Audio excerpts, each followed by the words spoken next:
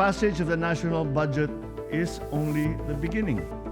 Because today we commence with the most difficult task, to ensure the proper execution and instituting true accountability.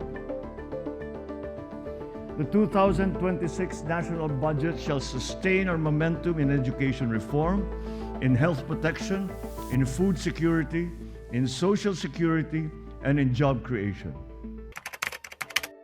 Ang halaga ng isang tunay na pinuno ay nasusukat sa tamang asal at magandang halimbawa na kanyang ipinapakita, hindi sa taas ng kanyang rangko.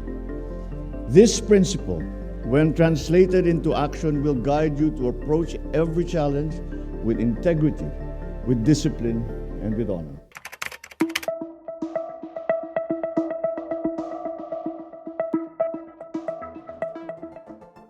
Imbis na umiikot na napakalayo para tumawid, ay nandito na yung ating Kamanyugan Bridge. So I congratulate the Public Works for their very good work here.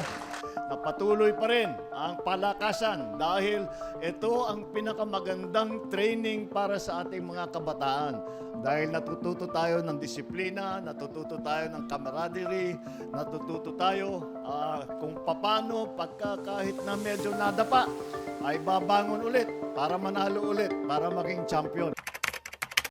Our responsibility now is to ensure that our students use AI confidently and ethically, enabling them to stay ahead in this learning journey that they are going through.